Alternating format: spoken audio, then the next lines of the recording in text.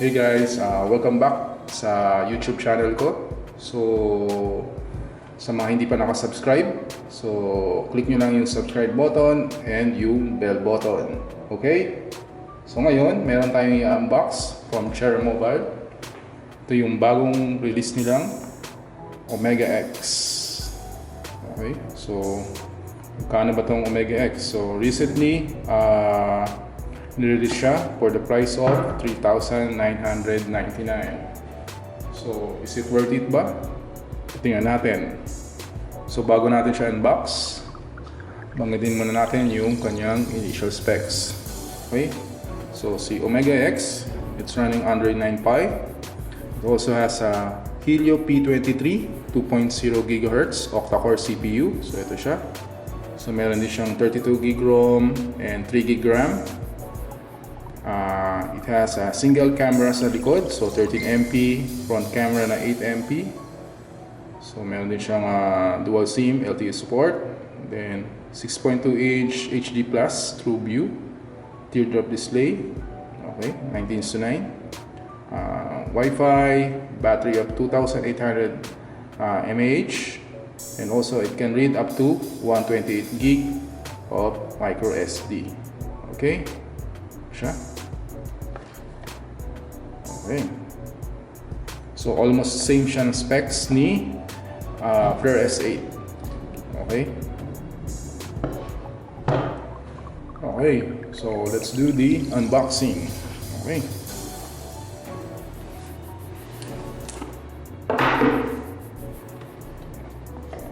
Ito yung unit itself. Okay.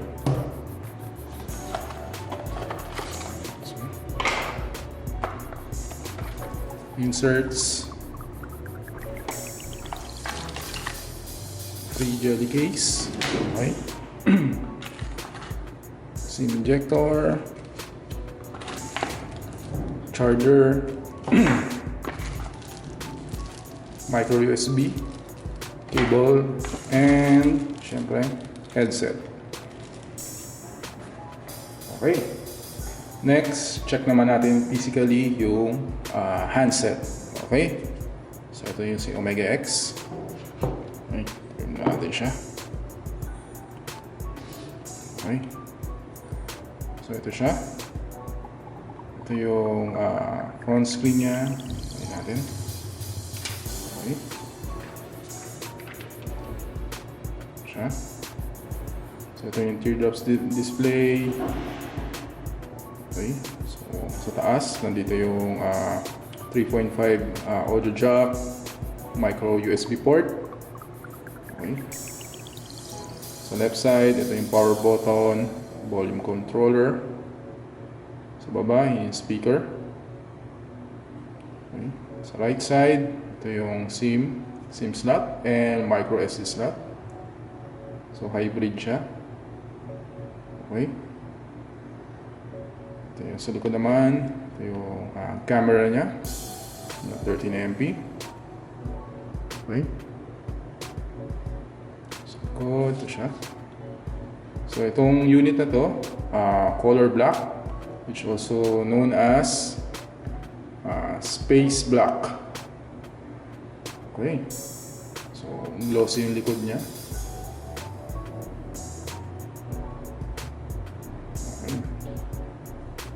Siya.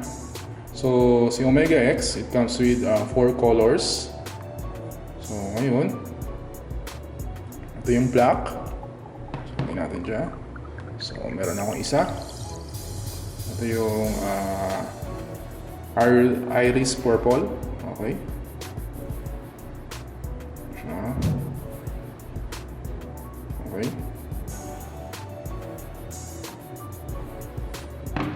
And ito yung isa naman, yung Imperial red.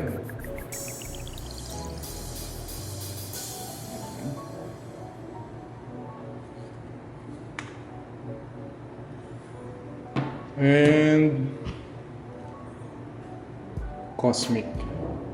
Crimson blue, sorry. Okay.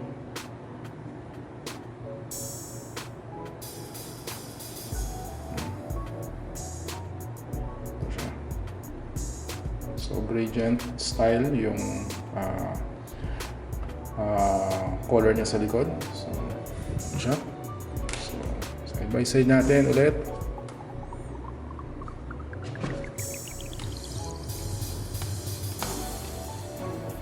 Okay. So, ito yun. Ito yung 4 colors na meron ako ngayon. Sides. Ito yung top. Okay. Side sa right side. And yung bottom part. Okay. So, ngayon naman, tingnan natin yung next natin yung user interface niya.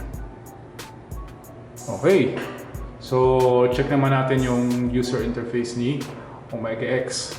So, si Omega X, it's running on Android 9 Pie. It also has Cherry OS na user interface. So, same din siya kay S8, S8 Pro, and S8 Plus. So, pare-pareho sila ng user interface. So, kung ano yung nakikita nyo dun sa Flare S8 series, almost the same din kung ano yung makikita nyo dito kay Omega X. So, hindi ko na siya masyadong i-walk through. Pwede nyo i-check din yung Flare S8 na unboxing and hands-on ko. Okay? So, gagawin ko na lang siyang simple. So, based sa user interface niya, ito yung by default, ito yung itsura niya. So, drop-down menu. So, ito siya. Okay? Then, Google Apps. So, mostly Google Apps na naka-preload dito. Then, ito siya. Yung second page niya, app drawer niya. So, mayroon din siyang game booster, themes, so, power management. So, mostly yun lang yung naka-preload kay Omega X. So, mapapansin nyo, mayroon din tayong in-install ng mga Antutu benchmark, gaming. So, mamaya i-check natin yung performance niya mamaya. Okay? So, sa camera, so almost the same din siya nung user interface ni Omega X kay S8 series. So, ito yung settings niya sa taas. So, meron siya. Ito siya. AI, also nandito rin.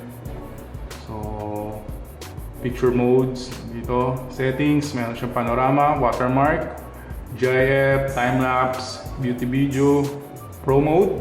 So, meron siyang pro mode dito. So, you can adjust yung white balance, ISO, and exposure. Okay? Pwede mo adjust yan. Then next, sa video, ito siya. Sa photo, beauty. So, meron din siyang face cute. And also, blur mode or yung bokeh mode. Okay? So, pwede adjust yan. So, yung aperture mode niya from 1.0 up to f16.0.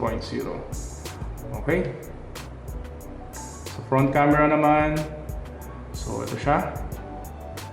Ito rin yung settings niya. May watermark din siya, GIF, time-lapse, and beauty video. Okay? So, may face cue din siya.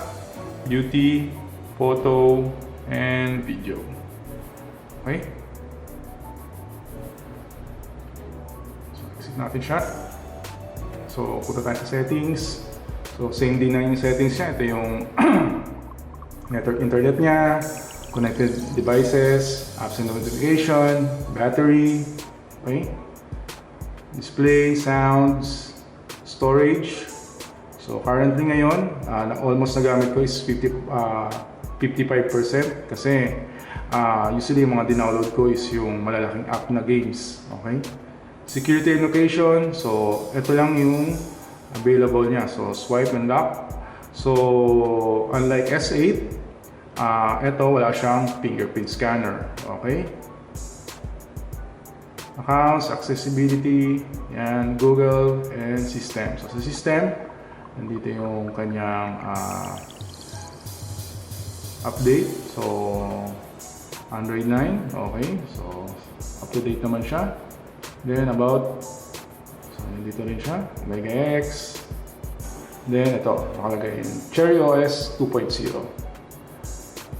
Okay.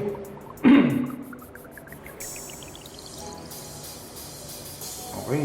So, next naman, testing natin yung kanyang gaming performance. Okay?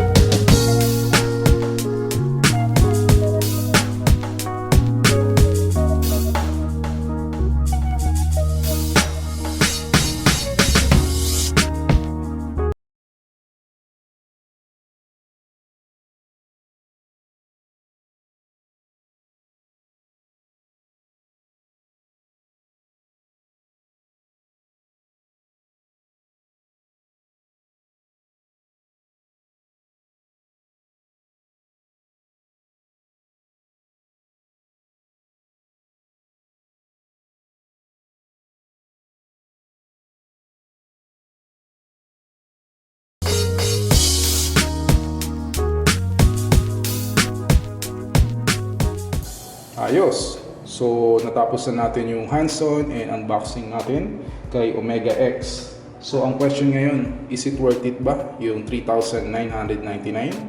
So, ang sagot dyan, syempre, oo. So, saan ka makakita ng Helio P23, 32GB of ROM, 3GB of RAM for the price of 3,999? Syempre, sa Omega X lang. So, really worth it talaga yung presyo niya.